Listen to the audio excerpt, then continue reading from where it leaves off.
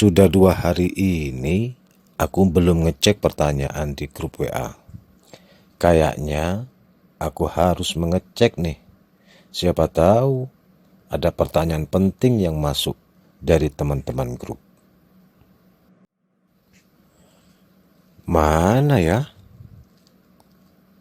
Oh, ada pertanyaan baru nih. Aha.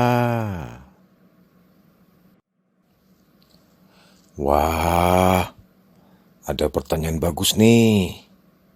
Bagaimana hukumnya jika seseorang panitia kurban mengambil keuntungan dari jual beli hewan kurban? Begini ceritanya, ada seseorang yang ditunjuk oleh takmir untuk mencarikan hewan kurban bagi pengkurban. Lalu orang tersebut ketika membelikan hewan kurban untuk pengkurban, mengambil jasa upah atau fee dari penjual hewan kurban. Kira-kira bagaimana ya hukumnya? Wah, bagus juga nih pertanyaan. Iya ya, betul juga nih pertanyaan. Kayaknya kasus seperti ini sering terjadi di masjid-masjid ketika menjelang Hari Raya Idul Adha. Oke, nanti aku coba tanyain ke Ustadz. Beliau pasti bisa menjawab.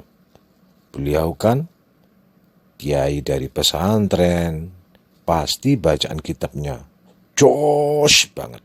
Hahaha. Oke, saatnya aku cepat-cepat sowan ke Pak Ustadz.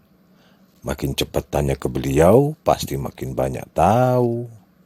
Lagian, banyak bertanya kan juga salah satu cara menuntut ilmu yang jauh lebih praktis. Assalamualaikum Pak Ustadz.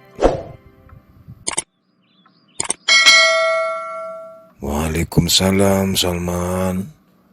Mari silakan duduk. Terima kasih Pak Ustadz. Pak Ustadz sehat kan? Alhamdulillah Salman. Allah Ta'ala masih beri kesehatan buat Ustadz. Oh iya, Salman sendiri gimana kabarnya? Sehat toh? Alhamdulillah, sehat selalu Pak Ustadz. Meskipun kemarin, waktu bulan puasa, sempat agak meriang badan saya Pak Ustadz. Kenapa meriang? Tapi nggak sampai pusing kan? Alhamdulillah, kepala saya nggak sampai pusing Pak Ustadz. Cuma meriang saja, alias merindukan kasih sayang Tat. Hehehe. Dasar jomblo. Mungkin kamu kecapean selama bulan Ramadan. Tapi alhamdulillah lah kalau sekarang Salman sehat. Oh iya, ada apa sih sore-sore gini datang kemari? Pasti kamu seperti biasa mau tanya sesuatu ya? Hehehehe, Pak Ustadz tahu aja. Iya nih Pak Ustadz, ada teman yang tanya ke saya tentang fikih kurban.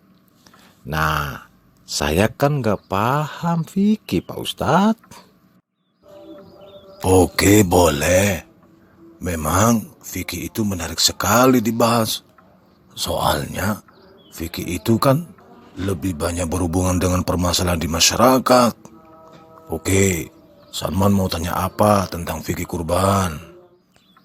Begini Pak Ustadz, ada teman yang bertanya tentang hukum panitia mengambil untung dalam jual beli hewan kurban. Jadi ceritanya ada seseorang yang ditunjuk oleh takmir untuk mewakili takmir dan pengkurban untuk mencari hewan kurban untuk dibeli. Lalu orang tersebut mengambil keuntungan dari jual beli itu kepada penjual hewan kurban. Misalnya, harga hewan kurban sapi dari pihak penjual sebesar 18 juta rupiah. Lalu dijual oleh makelar itu seharga 19 juta rupiah Pak Ustadz. Alasannya selain harga itu sudah termasuk biaya pakan ternak, Biaya kirim juga uang upah buat si makelar untuk mencarikan sapi kurban. Nah itu gimana ya hukumnya Pak Ustadz?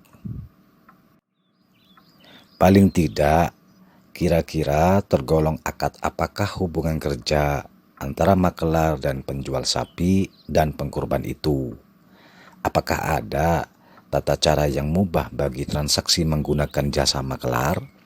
Dan apakah ada batasan norma hukum yang membatasi praktek kerja makelar supaya transaksi itu sah, mubah atau haram? Begitu Pak Ustadz ceritanya. Oh, itu begini penjelasannya. Akad hubungan kerja antara makelar dan pemilik barang dan calon pembelinya itu termasuk akad jualah. Bisa juga termasuk akad ijaroh atau wakalah. Adapun hubungan kerja antara makelar dengan pemilik barang dan antara makelar dengan calon pembeli tergantung sistem kerja yang telah disepakati oleh pihak-pihak yang terkait. Oh begitu ya Pak Ustadz. Terus untuk masalah tentang tata cara yang boleh bagi transaksi menggunakan jasa makelar itu gimana ya Pak Ustadz? Apakah ada batasan norma hukum yang membatasi praktek kerja makelar supaya transaksi itu sah, boleh, atau haram? Begini Salman, tentang tata caranya, upahnya harus ditentukan dan diketahui terlebih dahulu dan harus disepakati antar berbagai pihak, yakni si pengkurban, takmir, dan si makelar dengan si penjual sapi. Nah, kerjasama yang seperti ini hukumnya namanya mubah atau boleh. Jika tidak, maka hukumnya tidak boleh.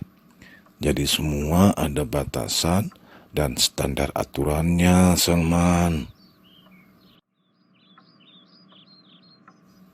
Jadi, pembahasan ini pernah dibahas di dalam kitab Al-Fiqhu ala Madzahibil Arba'ah, Juz 2, halaman 252. Bunyinya, walil ba'i'i ayyadumma ila asli thamani kulla ma anfaqahu ala sil'ati mimma jarat bihi adatut tujari sawa'un kana kharijan anil mabi'i ghairu qa'imin bihi ka ujrati hamlihi wa id'amil hayawani bila tabdhirin wa ujratis simsari. Begitu Salman. Kalau di terjemahan bebasnya kurang lebih begini Salman. Penjual berhak menambah pada harga asal dari semua pengeluarannya untuk hewan itu. Dan itu merupakan kebiasaan para pedagang yang harganya di luar harga hewan itu sendiri. Seperti ongkos kirim, memberi makan hewan tanpa ada limbah, dan biaya perantara. Kira-kira ya seperti itu Salman. Jadi dalam hal ini makelar itu meminta fee atau upah dari pemilik sapi, sehingga harga 19 juta rupiah itu dari kesepakatan antara penjual sapi dengan si makelar. Jadi makelar itu mendapatkan fee atau upahnya dari sisi si penjual sapi. Begitu Salman. Dalam sebuah hadis disebutkan bahwa sahabat Ibnu Abbas radhiyallahu anhu mengatakan, la ba'sa ayyakula bi' hadha thawba fama zada ala kadha wa kadha fahuwa laka Artinya, tidak masalah pemilik barang mengatakan, jualkan baju ini, jika harganya lebih dari sekian, silahkan dimiliki. Hadis riwayat Imam Bukhari. Ini jika makalah tersebut ditinjau dari sisi penjual sapi, atau bisa juga makalah itu menjadi wakil bagi para pengkorban untuk mencarikan hewan, sehingga upah untuk makalah itu diambil dari dananya pengkorban. Ini solusi yang pertama. Solusi kedua adalah menggunakan skema al-wa'du bisyira. Prinsipnya adalah ketika sapi belum dimiliki, makelar tidak boleh menjual sapi itu. Makelar itu boleh sebatas menawarkan. Ketika sapi sudah dimiliki makelar, baru dilanjutkan akadnya. Tapi dengan solusi pertama tadi, kayaknya sudah cukup, Salman. Wah, Ustadz emang jos banget. Ustadz kok pinter banget sih?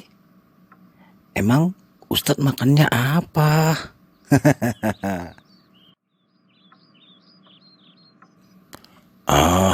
Kamu ini bisa saja, Salman.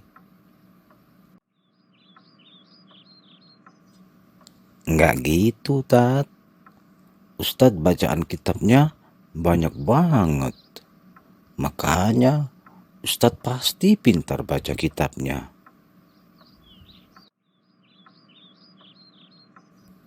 Sudah, Salman. Gimana? Kamu ngerti kan dengan yang Ustadz jelasin tadi? Atau kamu masih bingung? Ya, kalau paham dengan dalilnya sih, ya enggak, Tat.